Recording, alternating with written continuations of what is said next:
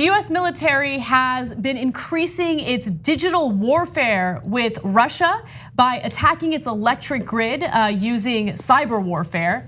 And the fascinating part of this military strategy is it appears that members of our military are doing so without speaking to Trump about it, without getting his permission.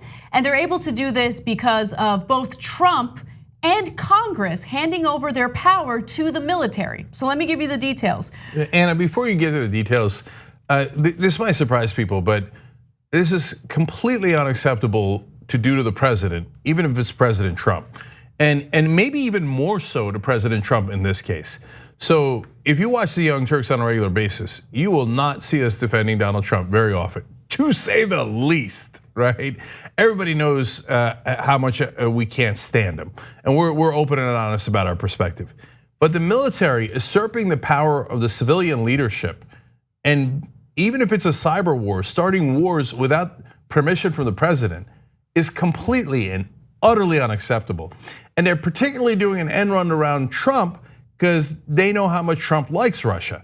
Now, I think that Trump does like Russia for illegitimate reasons.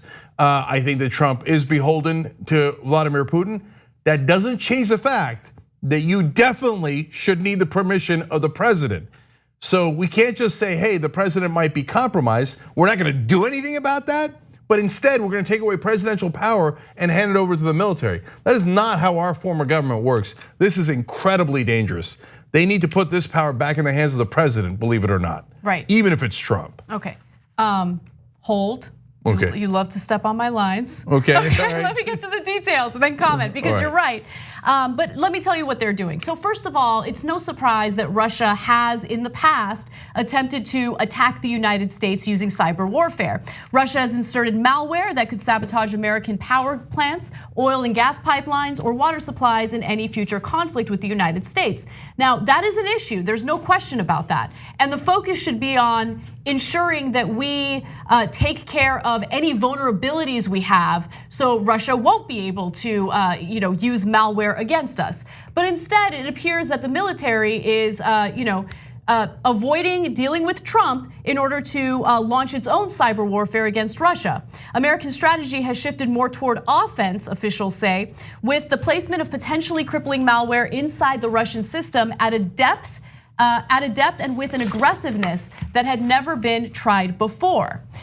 So two administration officials said they believed Trump had not been briefed in any detail about the steps to place implants inside the Russia grid. Now, the way that they were able to do that was through a vote that unfortunately passed in Congress. Congress has given the military more power to essentially avoid dealing with Trump in order to carry out these types of missions. But Trump also, unfortunately, has helped with this effort by essentially telling the military if there is a national security concern and you need to take action, take that action. And they're taking action. But the reason why they're avoiding dealing with Trump is because they think, hey, you know what? Trump is either gonna do one of two things. First of all, he appears to like Russia. He appears to have a close relationship with Putin. So he might actually come out against cyber warfare against Russia. And then the second issue is, well, Trump is known to, unfortunately and very publicly, mention military strategies that are not supposed to be disclosed publicly, like sensitive military intel. And so they're worried that he might publicly talk about those issues because he has in the past. Yeah, let me give the direct quote from the New York Times. Pentagon and intelligence officials describe broad hesitation to go into detail with Trump for concern over his reaction and the possibility that he might countermand it or discuss it with foreign officials as he did in 2017 when he mentioned a sensitive operation in Syria to the Russian foreign minister. Now look, three parts of that that are weird to unacceptable. So if you think the president is gonna give over our national security secrets to our adversaries, you have a different problem and you should address that problem. But here, we're not at all addressing that problem. No one in the administration is, no one in the military is, no one in the Democratic Party is. Nancy Pelosi says, get out of jail free card. I'm never going to go after him under any circumstance. So everybody knows this guy, or everybody's at the very least concerned that this guy's in the pocket of Russia and will immediately rush over and give all of our intelligence to them. Yet we do nothing about it. That's a big problem, but a separate problem. And then they say they're worried about his overreaction.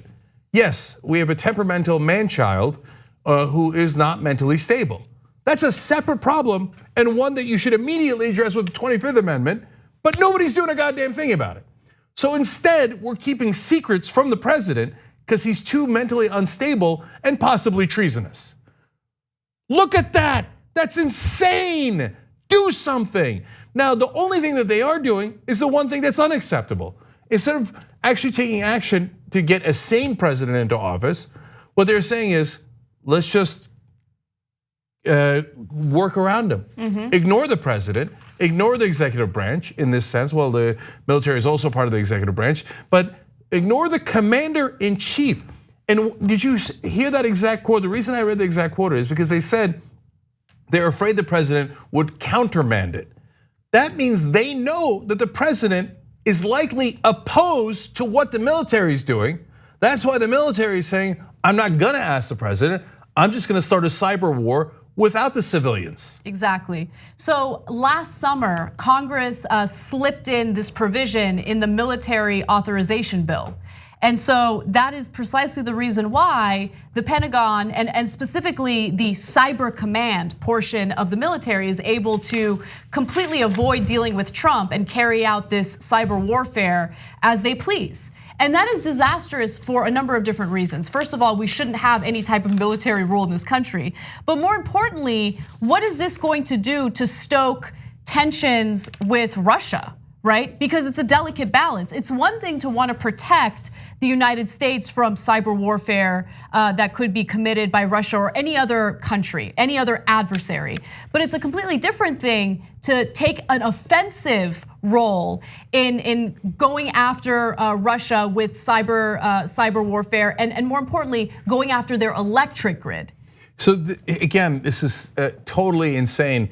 John Bolton says we have to show them, quote, that you will pay a price. But that's what John Bolton says about everything. I mean, you could bring John Bolton flowers and he'd be like, you will pay a price for this, right? So, okay, do you think that we're gonna make Russia pay a price and they're not gonna do anything about it? Because in Bolton's world, you could just do a massive bombardment of Iran and they'll immediately surrender.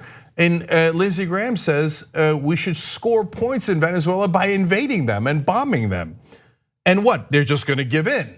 And whenever you ask a neoconservative, well, how will they react? They go, I don't care what they do. We're just gonna bomb them and they're gonna take it, right? You think Russia and Vladimir Putin are just gonna sit there and take it?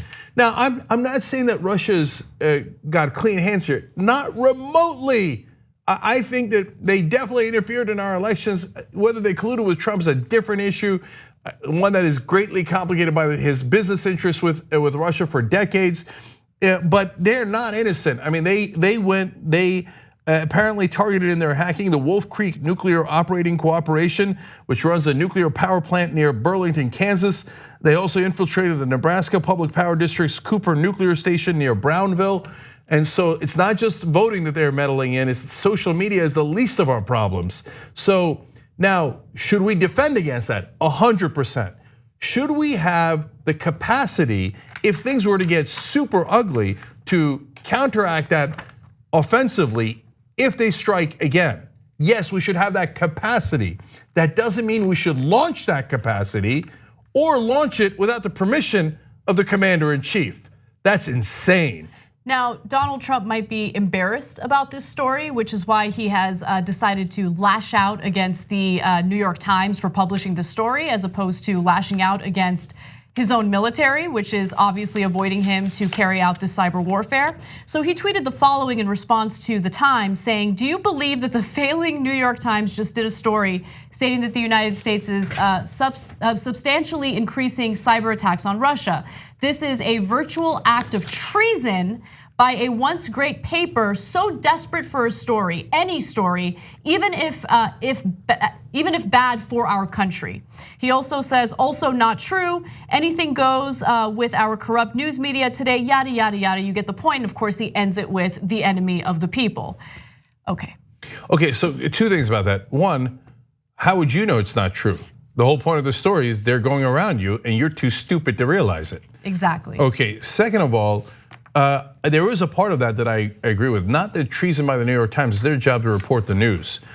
But, we got Edward Snowden in hiding. We got Julian Assange in prison. Chelsea Manning went to prison for 7 years. Over what? Because they leaked classified information. What is this? Classified information. Now, it appears to be a leak by the neoconservatives inside the administration trying to egg on a war. Is there going to be any accountability for that? No, never. If an outsider leaks information, it's an unbelievable crime and they must be punished to the ends of the earth. When one of the elites, one of the powerful does it, no big deal.